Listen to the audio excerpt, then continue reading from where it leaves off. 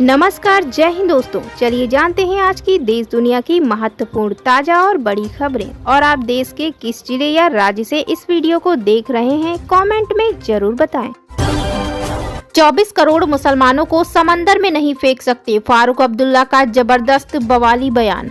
दोस्तों, सऊदी अरब में उम्रा से लौटने के बाद नेशनल कॉन्फ्रेंस के अध्यक्ष फारूक अब्दुल्ला ने बवाली बयान दिया है। उन्होंने कहा, इसमें कोई संदेह नहीं है कि मुसलमान असुरक्षित महसूस कर रहे हैं। उन्होंने कहा, मैं भारत सरकार से इसे रोकने के लिए कहूँगा। 24 करोड़ मुसलमानों को समंदर में नहीं फेंका जा सकता। सरकार को मुसलमानों के साथ समान व्यवहार करना चाहिए। बिना तथ्य के आदेश नहीं देती है कोर्ट, मस्जिद के सर्वे पर बोले केंद्रीय मंत्री चिराग पासवान। पिछले कुछ दिनों से संभल की जामा मस्जिद विवादों के घेरे में है। कोर्ट में याचिका दायर किए जाने के बाद एएसआई को मस्जिद का सर्वे करने का निर्देश मिला। इसके बाद अजमेर शरीफ दरगाह को लेकर भी कुछ दावे किए गए हैं। हाल के दिनों में सामने आ रहे इस तरह के तमाम दावों और सर्वे के बीच केंद्रीय मंत्री चिराग पासवान का बयान सामने आया। चिराग पासवान ने कहा, जहां जहां से जानकारी आ रही है वहां वहां से तथ्य भी सामने आ रहे हैं। तथ्यों को देखकर आदेश दिए गए। अगर कोई झूठा भ्रम फैला रहा होगा तो इस मुद्दे को लेकर घबराने की जरूरत नहीं है। कोर्ट बिना तथ्य के आदेश नहीं देता।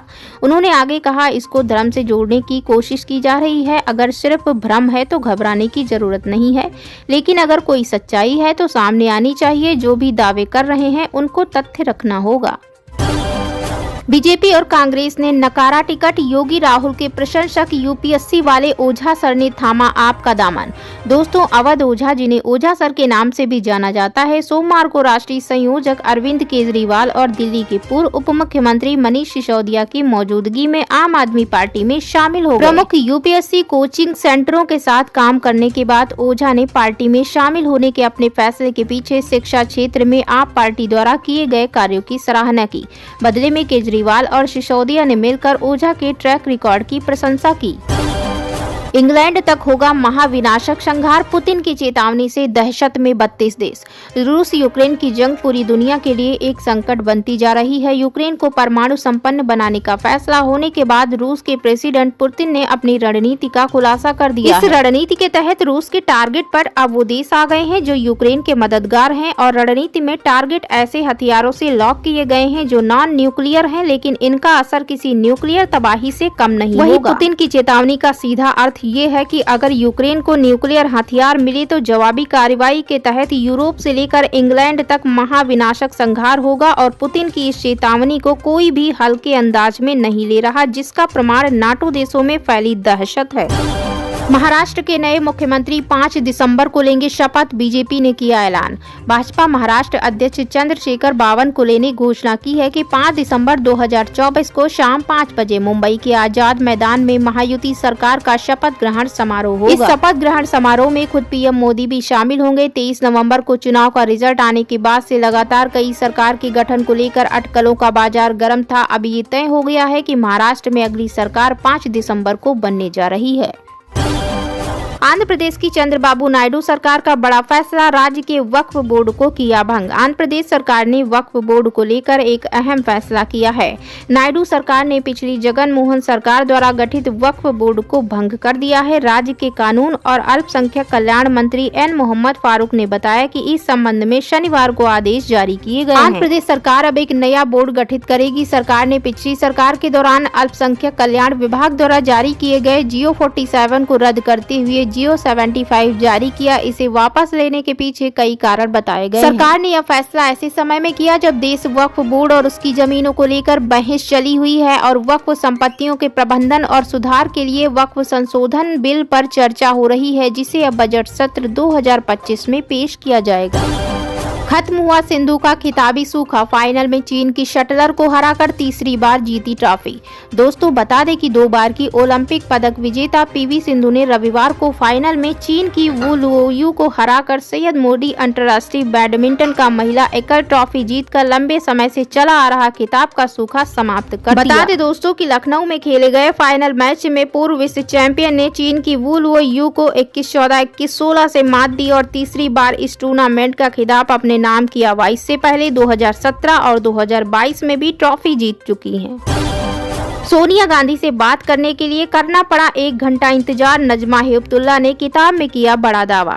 दोस्तों बता दें कि पूर्व राज्यसभा उपसभापति नजमा हेपतुल्ला ने अपनी आत्मकथा in pursuit of democracy beyond party lines में कांग्रेस पार्टी और विशेष रूप से सोनिया गांधी के नेतृत्व को लेकर अपने अनुभव साझा किए हैं। नजमा हेपतुल्ला साल 1999 में जब अंतर संसदीय संघ यानी IPU की अध्यक्ष चुनी गयी तो उन्होंने बर्लिन से तत्कालीन कांग्रेस अध्यक्ष सोनिया गांधी को यह खुशखबरी देने के लिए फोन किया था, लेकिन उन्हें फोन पर 1 घंटे तक इंतजार करना पड़ा। इंतजार करने के बाद उन्हें केवल यह बताया गया कि मैडम अभी व्यस्त हैं। बांग्लादेश में 2 और हिंदू संत गिरफ्तार। चिन्मय दास के सचिव भी लापता। इस्कॉन कोलकाता के प्रवक्ता का बड़ा दावा। दोस्तों चिन्मय कृष्ण दास के बाद बांग्लादेश में 2 और हिंदू पुजारियों को गिरफ्तार किया गया है।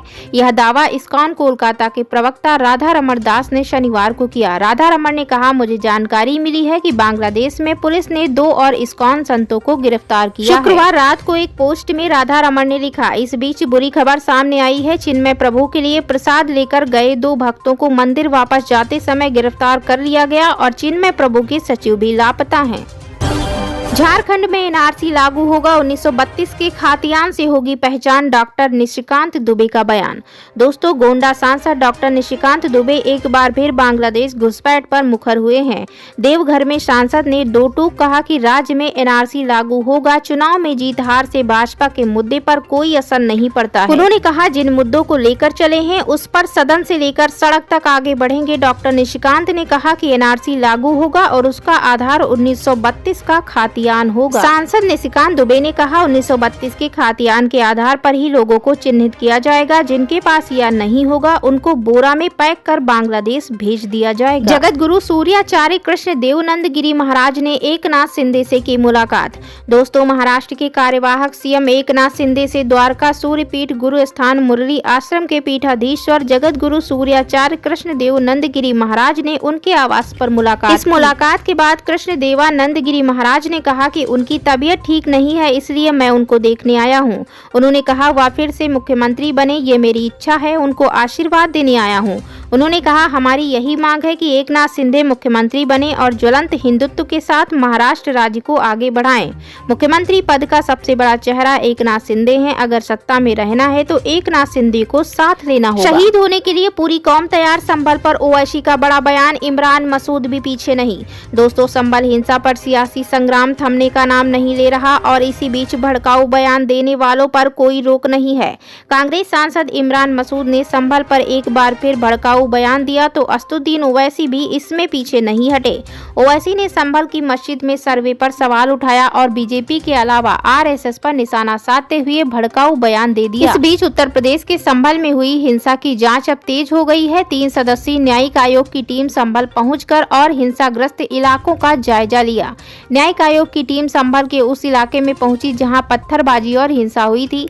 टीम ने उन गलियों में बारीकी से पड़ताल की और पुलिस प्रशासन से पूरा अपडेट लिया कि कब और कैसे हिंसा भड़की।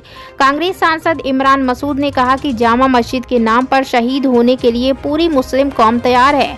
इसके साथ ही सपा विधायक नवाब इकबाल महमूद ने भी भड़काऊ बयान दिया और कहा कि जामा मस्जिद के नाम पर शहीद होने के लिए पूरी मुस्लिम कौम तैयार है। वहीं ऑल इंडिया मजलिस इत्तेहादुल मुस्लिमीन यानी AIMIM प्रमुख असदुद्दीन ओवैसी ने मालेगांव में भड़काऊ बयान दिया और कहा कि मोदी, बीजेपी और RSS ने लोगों को एक ही काम में लगा दिया है। उन्होंने कहा कि RSS ने लोगों को मस्जिदों में गड्ढा खोदने पर लगाया है। संभल की मस्जिद कोई मसाला नहीं है।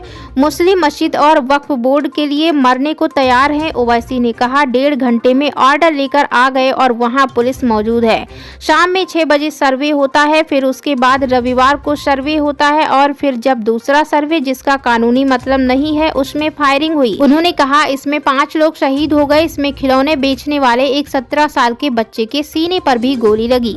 असदुद्दीन ओवैसी ने कहा कि अगर उत्तर प्रदेश के संभल में मुगल कालीन मस्जिद को लेकर दायर याचिका में प्रवेश के अधिकार का अनुरोध किया गया तो वहां की अदालत ने सर्वेक्षण का आदेश क्यों दिया। सत्तारूढ़ भारतीय जनता पार्टी पर निशाना साधते हुए ओवैसी ने कहा, जो देश महंगाई, बेरोजगारी, किसान आत्महत्या और अन्य मुद्दों का सामना कर रहा है वहाँ इस तरह के मुद्दे देश को कमजोर करते हैं।